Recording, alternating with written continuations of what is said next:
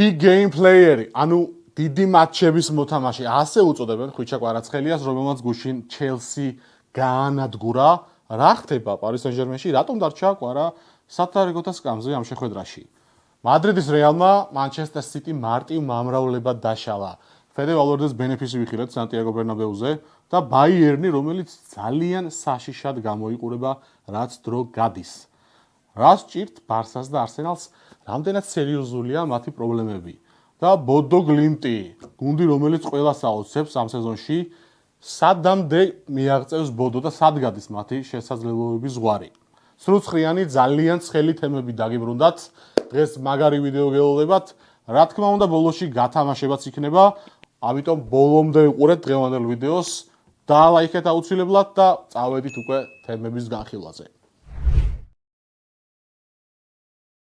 სანამ უშუალოდ პარის სენ-ჟერმენ ჩელსის მატჩზე გადავიდოდეთ, იქამდე ოდნავ წინა ამბები მიმოვიხილოთ, რატო დარჩა ხვიჩა თადარიგში და ზოგადად რა ხდება ბოლო პერიოდში გუნდში. ფაბიან რუისს აქვს ტრავმა, ეს აუცილებლად არის აღსანიშნავი და ძალიან მნიშვნელოვანი ფიგურა არის ესპანელი. ზაირე მერი ცვლის მას და საერთოდ მისი ნახევარიც ვერაა და შუა ხაზს თამაშს მაგრად ეტყობა. იქ მცირე ტრავმებიც იყო ნევეშზე და მოკლედ ტრანსფერები რომ არ გააკეთა პარის სენ-ჟერმენმა მათ შორის თავდამსხმელებშიც ეს ყველაფერი აისახა თამაშის ხარისხზე და იქ დემბელე როდესაც არ არის რუისი, ლუის ენრიკეს ცოტათი ექსპერიმენტების გაკეთება მოუწია და ამან აზარალა გუნდი, ძალიან სერიოზული თამაშები არ წაუგიათ, მაგრამ მოლოდინი იყო ისეთი, რომ წელს ლიგის ფავორიტებში თითქოს პარის სენ-ჟერმენს აღარ მიიჩნევდა რა გოლშემატკივარი. მაგრამ ოპტიმალურს მიუახლოვდა თუ არა შემადგენლობა, უკვე პარის სენ-ჟერმენმა გვანახა ისა ჩემპიონო მატჩი თამაში, რასაც შარშან უყურებდით. ძალიან დიდი მნიშვნელობა აქვს დემბელეს თამაშს, იმიტომ რომ როცა დემბელე ცოცხლიანზე დგას შუაში, გამოკვეთილი როლები აქვს ბარკოლას, კვარას და დუეს, ხო? და როცა დემბელე არ არის, გონსალო რამოსი არ ათამაშებს ლუის ენრიკე და უკვე ექსპერიმენტები უწევს რა, იქ ხან ხვიჩას ეწევს, ხან დუეს ეწევს, ხან ბარკოლას და ამ როტაციაში ეს სამი კაცი ერთად, ანუ რა, კვარა, ბარკოლა და დუე, ანუ ამ სამის ერთად თამაში წინ არ შეიძლება. ეკიპა დაწერა ძალიან მნიშვნელოვანი სტატია კვარასთან მიმართებით და აღნიშნა, რომ ხასიათი გაუფუჭდა ხვიჩას, იმიტომ რომ თადარიგში იყო რამდენიმე მატჩი, პოზიცია ჰქონდა არასწორი.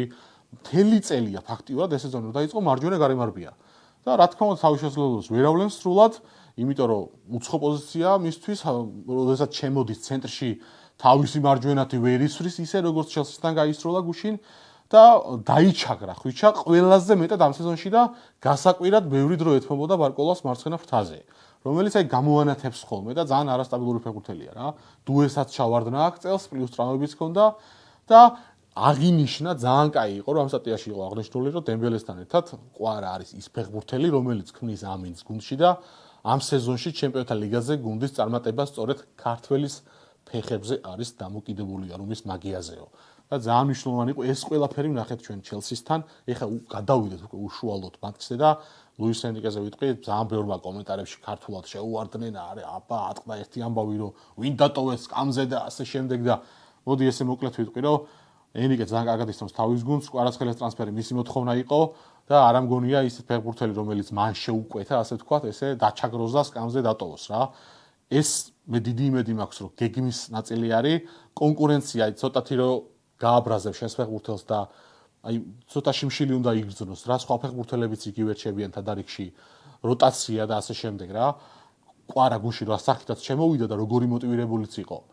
რა შედეგიც მოიტანა, ყველამ ძალიან კარგად ნახა და პრესკონფერენციაზე თქვა ერნიკემ, რომ ისევ იგივე გადაწყვეტილებას მივიღებ თავიდან რო ჩატარდეს ეს მატჩიო რა და ეს ძალიან ბევრ რამეზე მეტყველებს. ეს იყო მისი გეგმა და ძალიან ღრმად ვარ დარწმუნებული და მჯერა, რომ მომდევნო შეხვედრებში დიდ მატჩებში კვარა დაიწყებს სასტარტოდან. თუ ეს ასე არ მოხდა, ამ თემას ისევ დაუბრუნდები, თქვენ რას ფიქრობთ, ამაზე დაწერეთ კომენტარები. ორი წამის საქმეს შეგახსენებთ, აუცილებლად დაალაიქეთ დღევანდელი ვიდეო 2000 ლაიქზე გათამაშება ჩაირთვება, ამაზე ბოლოში დაწვრილებით გეტყვით და რა თქმა უნდა, დააფასეთ სრულცხრიანის გუნდის შრომა და გამოიწერეთ კრისტალ სპორტის YouTube არხით. ძალიან მნიშვნელოვანია ეს ჩვენი პროექტებისთვის. პირველი ტაქტიკური ანალიზის დრო დადგა და მოდი დავიწყოთ ბრედლი ბარკოლათი, რომელიც თამაშობდა კვარას პოზიციაზე, კარგად დაიწყო, გოლიც გაიტანა, ეფექტურიც იყო, მაგრამ ფეხბურთი მარტო თავდასხმისგან არ შედგება, ჯერ თავდაცვით იწყებ და ასე შემდეგ. ბარკოლამ, რა პირველ რიგში თვალში რა მოგხვდა გუშინ. დუე და ბარკოლა იდგნენ ფლანგებზე და პირველი გაშვებული გოლი. ცოტა პრეისტორიას მოუყვები მონაკოსთან განმეორებითი მატჩი ჩემპიონთა ლიგაზე წინა ეტაპი 0-1 იყო რა, აგებდა პარი სენ-ჟერმენი გახსოვთ ალბათ და აი დააკვირდით აი ამ კადრს შემთხვევით არ გაჩვენებთ ამას. მარცხენა ფრთაზე იდგა მაშინაც ბარკოლა და გადის გოლი და შეხედეთ იქ რამხელა სივრცეა დატოვებული ზონა საერთოდ არ აინტერესებს უკან ბარკოლას ჩაწევა და უბრალოდ აქ იმიტომ გაუმართლა ბრედლის რომ იმ ფეხბურთელამდე არ მივიდა პასი, ბურთი არ მივიდა იქამდე. მეორემ გაიტანა რა და ეს შეიძლება ბევრს გამორჩა, მაგრამ ჩემს დაკვირვებულ და ინტრიგნულ თვალს ცოტა ხუმრობით არ გამორჩა, შევინახე ეს კადრი, ვიცოდი რომ გამომადგებოდა და ახლა გადავიდეთ გუშინდელ თამაშზე, ზუსტად ანალოგიური პოზიცია, ანალოგიური შეტევა იმავე წერტილიდან. შეხედეთ, დგას ბარკოლა, გუსტოს მეურვეობს, გუსტო ხდება რაც ხდება, ეგრევე წამებში მიხვდა და დავიძრა კარისკენ. პასი ბარკოლა აზრზე არ არის, დააგვიანა რამდენიმე ბიჭი, რაც ფეხბურთში გადამწყვეტი და დაღუპველია ყოველთვის. ვეღარ ეწევა და გადის პირველი გოლი პარი სენ-ჟერმენის კარში. შარშანდელ სეზონში ანუ ხვიჩაზე რო იყო საუბარი დაცვაში, რატო ამუშავებს ასე შემდეგ, ანუ ძალიან მაგარი მცველი არის მენდეში, მაგრამ მასაც ის ადამიანია, ის უშვებს შეცდომებს და ჭირდება დაზღვევა. და თუ არ დააზღვევს გარემარბი, თანამედროვე ფეხბურთი ასეთია, გაგიტანენ. თან ჩელსიმ როგორც გაუტანა და რა დღეშიც ჩააგდო მსოფლიო საკლუბო ჩემპიონატზე, პარი სენ-ჟერმენი ნახეთ. აქ იყო უხეში შეცდომა ძალიან ბარკოლას მხრიდან და იმიტომ გიჩვენეთ მონაკოსთან დაშვებული შეცდომა, სადაც იქ არ დაისაჯა, მაგრამ ყოველთვის არ გაგიმართლებს. ამჯერად დაისაჯა. გადავიდეთ ახლა საპირისპირო ფლანგზე, გელა დუეს ძმა დეზირე დუე არ დავჩაგროთ, იმას საერთოდ უარესი გააკეთა. მოდი ვიდეო ჩავრთოთ. დაკარგა ბურთი, ძალიან ცუდად მიიღო და შემდეგ როგორც სეირნობა, სეირნობით გაყვა, დააკვირდით უბრალოდ როგორ შეიძლება ასე შენ რო დაკარგავ ბურთს, აქ პოზიცია რო ბარკოლამ რო ვერ მიხვდა იქ ბარკოლა რო ჩასულიყო, ეგ ცალკე პრობლემაა და აქ როცა შენ კარგავ ბურთს, ცოტა მეტი პასუხისმგებლობა გაქვს და ესე არ უნდა მისეირნობდე რა. და ესე ტურისტივით გაყვა ნელ-ნელა და გავიდა გოლი გათანაბრდა ანგარიში 2-2 გახდნენ. ორივე გოლის შემთხვევაში, რომელიც ჩელსიმ გაიტანა, აშკარა უხეში შეცდომა იყო გარემარბების მხრიდან, არ მოხდა დაზღვევა ცველების და წეღან აღნიშნე რა მაგარიც არ უნდა იყოს ფლანგის ცველი, თუ ის დაზღვევის გარეშე დარჩება, ადამიანია და ცდება ეხა რა, ყველა უშვებს შეცდომას. ასე მოხდა ასე შემთხვევაშიც და ხვიჩას როლი ტყუილად არ იყო მილიონი ვიდეო მაგიტო არ ჩაგვიწერიათ ცოცხლიანში, ერთგული მაყურებლები ვინც ხართ, შეგიძლიათ ჩართოთ ჩვენს არხზე, ნახოთ რა დეტალურად გვაქვს გაშლილი ხვიჩას თამაში, არა მარტო შეტევაში, არამედ დაცვით ასპექტებში და ბოლო-ბოლო ფინალში 4-0-ზე, როცა ყველაფერი დამთავრებული იყო, რა უქნა დუმფრის და როგორ გაეკიდა და ჩაისო ჯიბეში, ყველა ვნახეთ, ანუ რომელი წუთი იყო, რა უკვე ლამის თასი გადასცეს და ზეიმობდნენ, რომ 100 მეტრი გაირბინა და დაცვაში რა ართმევა დადო. აი ეს არის განსხვავება იმ ორ ფრანგს შორის და ხვიჩას შორის რა. მე მგონი ყველაფერი ნათელია. შეტევაში ნიჭით და მოედნის ხედვით და ყველაფრით რო საერთოდ სხვა მწვერვალზე არისო არა, ვიცით და ნუ დაცვით ასპექტებში ყო მცადა დედამიწა. მგონი ეს თემა დახურულია და იმედი მაქვს რომ ეს ეტაპი უკვე პარი სენ-ჟერმენს გაიარა და აი ამ ტრიოს, ფრანგულ ტრიოს შემდეგ მატჩებში, მნიშვნელოვან შეხვედრებში აღარ ვიხილავთ ჩემპიონთა ლიგას, თორე იქ ოსერთან და ლილთან პრობლემა არ არის ითამაშოს დუემ და ბარკოლამ. საგოლე გადაცემის მომენტში ხვიჩამ იქ ბევრი თქვენგანი დარწმუნებული ვარ, ანალოგიურად ფიქრობს როგორც მე. თამამად შეიძლება ითქვას, რომ 10-დან 9 ფეხბურთელი მან დაარტყამდა, იმიტომ რომ ძალიან დიდი არის ცდუნება, აი ორივე რაკურსით გაჩვენებთ რა პოზიციაზე იყო, თან მუშა ფეხთან მიუვიდა ბურთი და აქ ჩანს კიდევაც კადრში, რომ როგორც კი ბურთი მასთან მივიდა, უკვე წინასწარვე ქონდა გადაწყვეტილი პასის გაკეთება რა. იმიტომ რომ ერთი შეხებით იმოქმედა. აქ არ ყოფილა რომ მივიღო, მოდი თავი ავწიო და აბა გავა გოლი, რაღაც არ ყოფილა ეს რა. ერთი შეხებით როგორც კი ბარკოლამ ბურთი ჩაჭრა, ეგრევე დაუგორა კვარამ ვიტინიას, ანუ წინასწარვე წაიკითხა მომენტი და ძალიან გუნდურად ითამაშა და ეს კიდე უფრო მაღლა აყენებს ხვიჩას.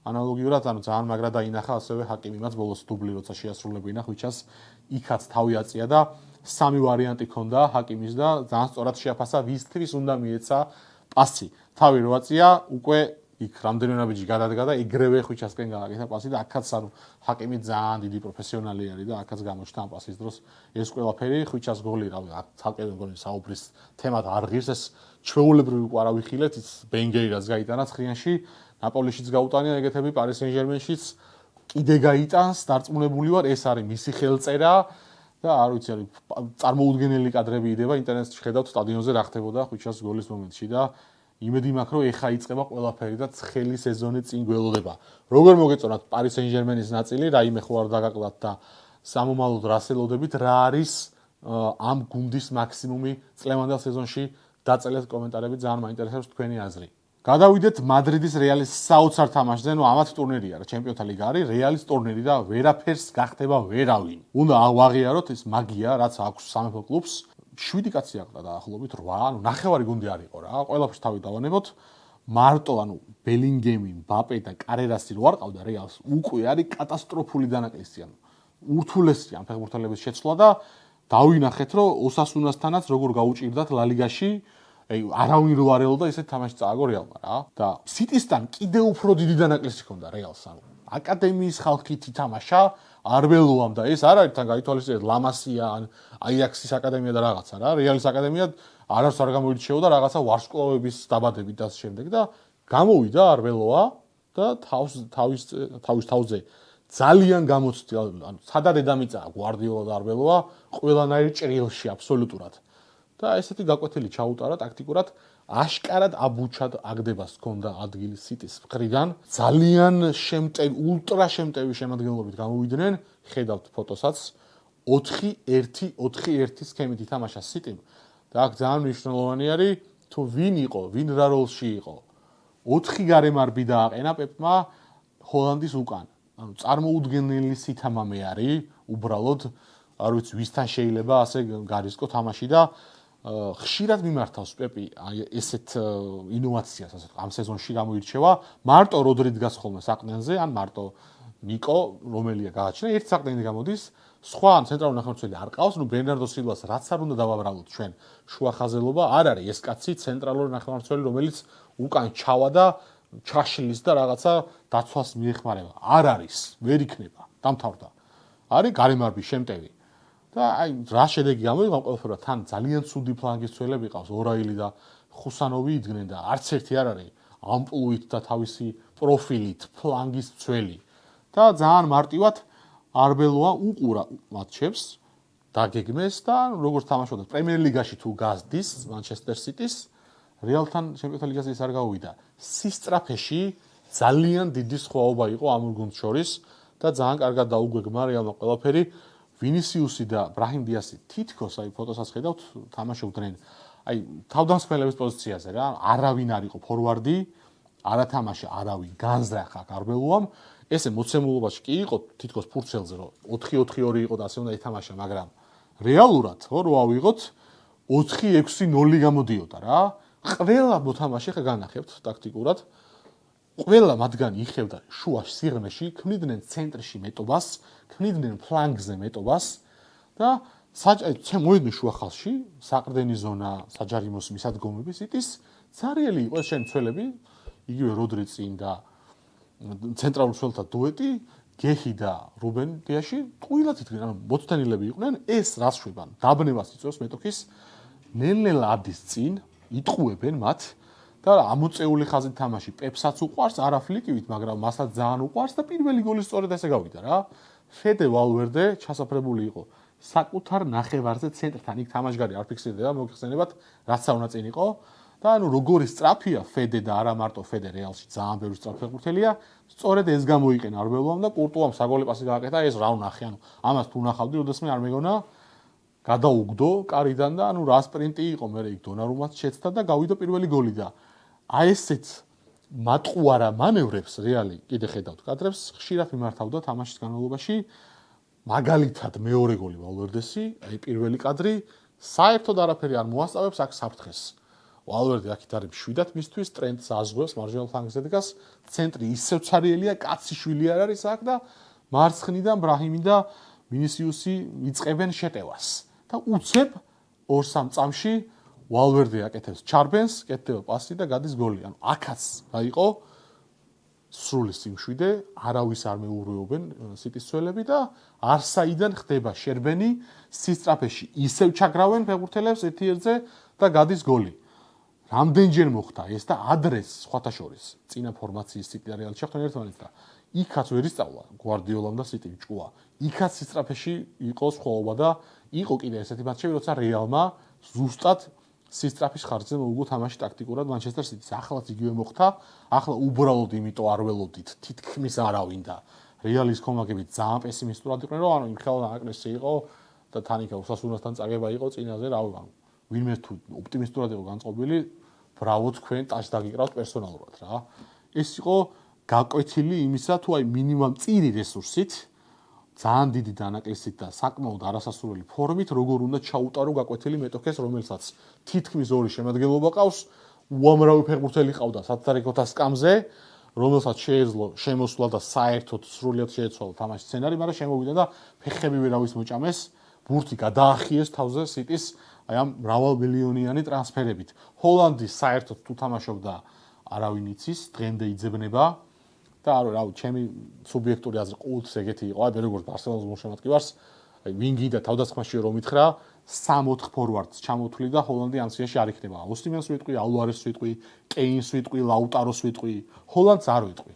ანუ ესე თამაშებში ყოფილა ძალიან ბევრი მატჩი, სიტის კარგად როცა უთამაშია და წაუგია, ეხლა სულ ეთამაშა და წააგო, მაგრამ კარგად ოითამაშეს და წააგეს, იქაც არ ჩანდა ჰოლანდი. ანუ ძალიან რთული ბავშვი არის, ასე ვთქვათ რა, ნორვეგიელი და ამ შეხვედრაშიც გამოჩნდა, აი რუდიგერს არც კი დაჭირებია თავის შეწუხება და ჯიბეში ჩასმა, რომ ჰოლანდი არ გამოჩენილიყო.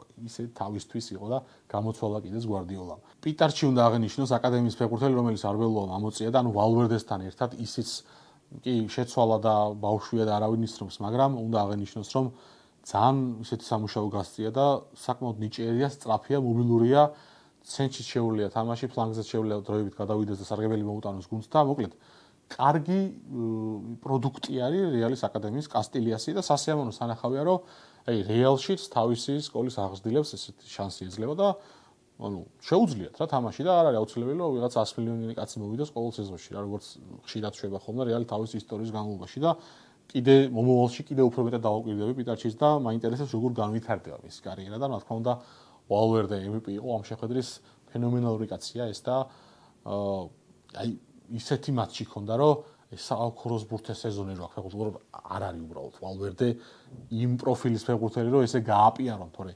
შეუცვლელი ფიგურა და უდაოდ ლიდერი არის გუნდის გამოჩნდა მენტალურადაც კაპიტნის სამკლაურის ტყუილად არ უკეთია და საოცარი იყო მისი მესამე გოლი ყველა გოლი მაგარი იყო მაგრამ მესამე იყო უბრალოდ ფენომენალური ბრაიმის პასი და მისი შესრულება დახურა მინიმუმ ტურის გოლი არის ალბათ ანუ ხვიჩას გოლთან სერიოზულ კონკურენციაში იქნება ეს გოლი დარწმუნებული ვარ და ფედე მოკლედ ჩემი სიმპათიები ყოველთვის გონდა ამ ფეხბურთელს და როდესაც თავის პოზიციაზე თამაშობს არის საუკეთესო ძალიან ცოდვა ეს კაცი დაცვას ჩაწეულია უნდა იყოს იქ სადაც გუშინ იდგას ზუსტად აი რას ფიქრობთ თქვენ რეალის აი ამ მანევრზე ამ ტაქტიკურ ცვლილებაზე რაც ანუ არბელოას მხრიდან მე პირადად პირველად დავინახე რაც ანუ წვრთნელის კატეგორიაში გადის და წვრთნელი რო ქვია ამ კაცს ეს იყო პირველი შემთხვევა რა წინა მატჩებშიც ჰქონდა კარგი გამონათებები მაგრამ ანუ ეს არ იყო ისეთი სერიოზული არაფერი იმიტომ რომ ბევრი ისეთ რთული მატჩი წააგო და ქულები დაკარგა ეს იყო პირველი ძალიან სოლიდური გამოცდა რომელიც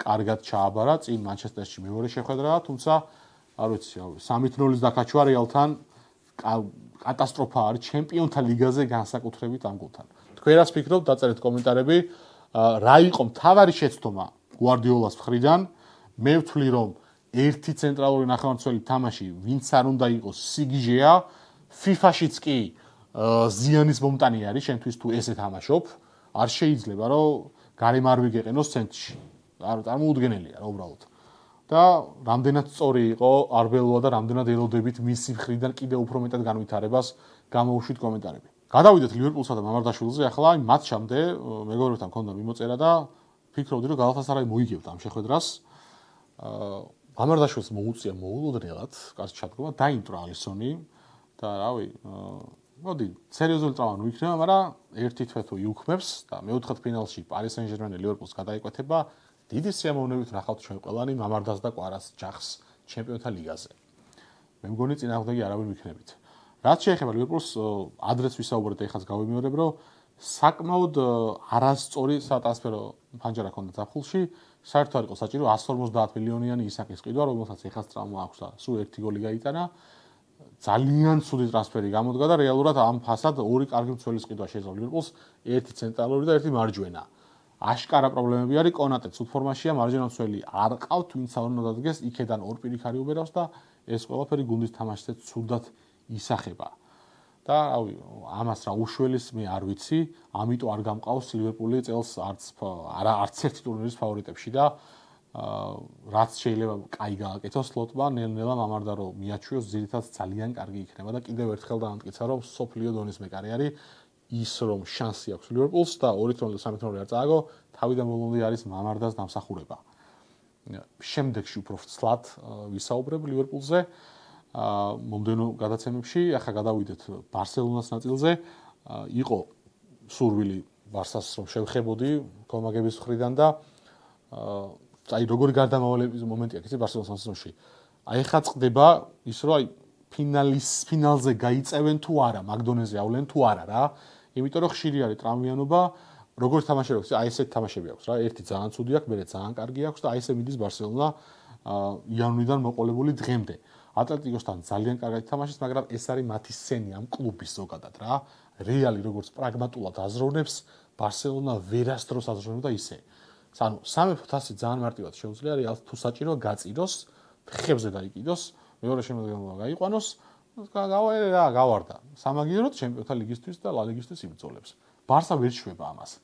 67 ჯერ უნდა მოიგონ 300 თუ რა უნდა გააკეთონ. შეაკოტრენ ატლეტიკოს, კი, მაგარი თამაში იყო, 3-0 იყო ერთი დააკლათ, მაგრამ იმ თამაშის გამოძახილი იყო, შემდეგ ბილბაოსთან რთული გასვლა მოიგეს, იქაც დაიშალნენ და არაფრად არ ვარგოდნენ ფიზიკურად ნიუკასლთან და აშკარად ეტყობოდათ რომ ფლიკი ანუ გამოვიდა და ქულაზე ითამაშეს. ვერ დარბოდნენ, პედრიც რო ადრე შეცვალა, იგეც მაკედან არის განპირობებული და გამოწვეული. და ბევრისთვის მოულოდნელად ხაზი დაწია უკან ჰანსი ფლიკმა. ამას არავინ არ ელოდა ამ სეზონში, ატლეტიკოსთანაც სხვათა შორის მცირე ცვლილებები იყო ტაქტიკურად და ასევე გაგრძელდა ნიუკასლთანაც. იმიტომ რომ სამი ცველი უკან რჩებოდა და კანსელო, რომელიც ბალდეს ტრამვის შემდეგ ძირითადშია და კარგად ათამაშდა, თამაშობს წინ აწეულ ფლანგის ცველს. თითქოს ვინგბექი არის 4 ცველში. ძალიან მოცნაურად ჟღერს და ანუ ეს არის ტაქტიკური ინოვაცია, რომელსაც ადრე გვარდიოლა მიყენებდა სიტიში და სხვა გუნდებიც. ანუ კუნდე, კუბარსი და მარტინი რჩებიან უკან. ამ შემთხვევაში არაუხო იყო ნიუკასლთან, ატლეტიკოსთან კუნდე იყო, სანამ დაიმტრეოდა და სამი ცველი რჩება უკან. იამალი მარტო არის გარემარბად და მარცხნივ ფლანგს იბარებს თლიანად კანსელო. ეს საშუალებას აძლევს, რომ რაფინია შევიდეს ცენტრში და შექმნას მეტობა. ითამაშოს მეოთხე ნახევარმცველით და მეორე ფორვარდიც ლევანდოვსკის უკან. ეს არის ფლიკის გადაწყვეტილება, გეგმა B, ასე ვთქვათ, რომელიც ამ კაცს არასდროს გააჩნდა და ყოველთვის თამაშობდნენ ძალიან ამოწეული ხაზით, რის შემდეგაც ბარსა ძალიან ხშირად დასჯილა. და ამჯერად ვიხილეთ უკან დაწეული ხაზი, რაც საკმაოდ მოულოდნელი იყო და ვნახოთ შემდეგ შეხვედრებში როგორ გაგრძელდება. ის რომ ნიუკასლთან გუნდმა ცუდად ითამაშა და უნდა წაეგოთ ლოგიკურად, წასაგები თამაში ჰქონდათ, ეს ასე იყო, იმსახურებდა ნიუკასლი მოგებას. ეს ჩემი აზრით გამოწვეული იყო ატლეტიკოსთან გადაღლით, მთელი ენერგია შეალიეს, მერე ბილბაოსთანაც მოიგეს, ასევე რთული თამაში და თუ შევცდი, შემდეგ ვიდეოში უოჭველი ვაღიარებ, მაგრამ ეს ჩემი აზრი არის, რომ აქედან იყო გამოწვეული და კამპ ნოუზე გადაარღვევენ სავარაუდოდ ნიუკასლს. ნახოთ, დაველოდოთ შემდეგ თამაში. თქვენ რას ფიქრობთ ბარსაზე? თქვენი აზრი მაინტერესებს.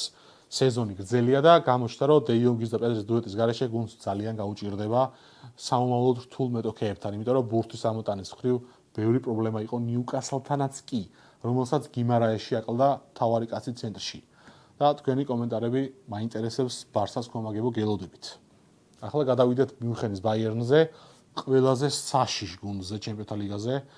წინა ვიდეოში ძალიან ვრცლად გავშალე ბაიერნის და არსენალის თემა და ვისაც გაინტერესებთ, აუცილებლად ჩართეთ ის ვიდეო, დეტალებში მაქვს ჩაშლილი და ეხლა უცებ შევეხები რეკორდმაისტერს. რატომა ეს გუნდი ძალიან სახიფათო, რეალის მსგავსად, შეიძლება ვთქვათ, რომ რეალი ბაიერნის მსგავსად, ესეც შეიძლება ითქვას, იყენებს კომპანი საჯარიმოს ტოვებს სარიელს მეტოქე საჯარიმოს მისადგომებს. ჰარი კეინი ძალიან უკან იწევს, კადრშიც ხედავთ, აკეთებენ ამ მანევრს, იმიტომ რომ მეტოქის უკანა ხაზი დაშალონ და ეს ორ კედლიანი უკანა ხაზი, მაგალითად არსენალი იყენებს ხშირად ამას და სხვაებიც, ანუ გუნდი რომელიც ბევრს დარბის და კარგად იცავს თავს, თამაშობს ორი კედლით და რთულია მათი გარღვევა. ატლეტიკო მაგალითად ეგეთი გუნდი არის. და რა უნდა გააკეთო ასეთ დროს? შემტევების რაოდენობის გაზრდა, ბევრს გაუკეთებია ხო, მცველი მოხსნა, ფორვარდი შეიყვანა, რაღაცა შტორმი მოაწყო, მაგრამ ის გუნდი იმიტომ დგას ესე ორი ეშელონით, რომ იცის, რომ ესე დააწვევი. და ძალიან ახალი რაღაც შემოგთავაზა კომპანიამ ამ სეზონში, საერთოდ მოაშორა თავდამსხმელი მეტოქე საჯარიმოს. იგი იწვევს დაბნევას რა შენში. ვა, რას აპირებს ეს და ჩადის კეინი საკუთარ საჯარიმოსთან ბურთი ამოაქვს, საყრდენ ზონაშია, არავინ არ არის იქ მცველებთან და ეს იწევს ამოტყუებას, მცველების ოდრავ ნაბიჯ-ნაბიჯ პოზიციებს ასევე ძალიან ხშირად ცვლიან, მარჯვენა გარემარბიულისე გადმოდის მარცხნივ, საყრდენები შერბიან შუაში და ეს არეულობა ქაოსი და უცებ კეთდება გრძელი პასი, ჩარბენს აკეთებს ან მარჯვენა მცველი, ან მარჯვენა გარემარბი, ან 10 ნომრის პოზიციაზე ვინც არის ის და ხდება გოლის გატანა იმ შექმნილი სივრციდან, რომელიც გამოიწვია მანევრმა უკან დახეულმა კეინმა, რომელიც ესე მისზე ირნობს და თითქოს აი კეინი უნდა შევარდეს იქ ზონა როა და იქ ხალხი დგას რა, საყრდენები, მცველები ყურადღებას აქცევენ, არაშორებენ თვალს, მაგრამ არ შედის შენი კეინი იქ. შერბის ორი კაცი. ამ შემთხვევაში ვნახეთ არსენალთან ძალიან მაგარი გოლი, კარლიც და გნაბრის შესრულებით მოხდა ეს ყველაფერი და ძალიან ხშირად აკეთებს ამას ბაიერნი და ანუ ჩემთვის ძალიან სუყე მასალაა ცოცხლიანისთვის იდეალური განსახილველია ბაიერნის მაგალითი რა და თუ საიდან იწყებენ შეტევას და ყველა ჩადის უკან და ყველას ერთად ამოაქვს ბურთი. რავი, ფენომენალურია უბრალოდ. რეალმაც რაღაც ეგეთი განცდები მოიტანა გუშინ სიტისთან შეხვედრაში და ძალიან მომეწონა და აი პარალელი დავიჭირეთ. თქვენ რას ფიქრობთ ამასთან დაკავშირებით? აუცილებლად დაწერეთ კომენტარები, ველოდები თუ დაინახეთ რაიმე მსგავსება. ბოდოგლიმს აუცილებლად უნდა შევეხოთ და თქვენთან კითხვაც მექნება შემდეგი ვიდეოებისთვის. პატარა გუნდები ყველას მიყვარს, ძალიან სიმპათიური, უმაგრესი ტაქტიკური გეგმით, მენტალიტეტით, მაგარი ფსიქოლოგია აქვს, ძალიან საყვარელი სტადიონი აქვს, საშინაო, კომაგები. ყველას გვაინტერესებს სადამდე წავა ეს გუნდი და ყველა პატარა ქვეყნის და ქალაქის მაგალითი არის რა. სადამდე გაკაჩავენ და რა არის მათი მაქსიმუმი. მაინტერესებს რამდენად გსურთ ცრუცხრიანის მომდენო ვიდეოებში ნახოთ ბოდოგლიმტის დეტალური ტაქტიკური ანალიზი, როგორ აკეთებენ ამას აი ამ ძალიან მწირი რესურსით. დაწერეთ კომენტარებში, გინდათ თუ არა ეს ყველაფერი რომ მოხდეს ცრუცხრიანში და მე ამ ყველაფერს უკვე ხორცს შევასხავ ჩემს გუნდთან ერთად. გამოუშვით კომენტარები ამასთან დაკავშირებით. მივადექით გათამაშებას, დღეს ცოტა განსხვავებული იქნება. ხულდებს გავათამაშებთ ცრუცხრიანის, ჩვენი მეგობარი მაიკა ჯი, უმაგრესი ხარისხის ხულდებს გვიკერავს. ორი ფერი გვაქვს, ლურჯი და შავი. წესები მარტივია, როგორ უნდა მოიგოთ. 2000 ლაიქზე, როგორც კი ავა, ვიდეო გათამაშება ჩაირთვება. რა თქმა უნდა, თქვენ წერთ კომენტარებს დღევანდელ თემასთან დაკავშირებით, რაც მოგესურვებათ, სულ ერთია. შემდეგ მე 20 საინტერესო თქვენგანს ავარჩევ და მოიგებთ ხულდებს. ეს იყო დღეისათვის. დიდი მადლობა დროის დათმობისთვის. დაალაიქეთ დღევანდელი ვიდეო და დააფასეთ ჩვენი შრომა. გამოიწერეთ კრისტალ სპორტის YouTube არხი. ცრუცხრიანი, მალე ცხელ-ცხელი თემებით დაგიბრუნდებათ. აბა მაგრად.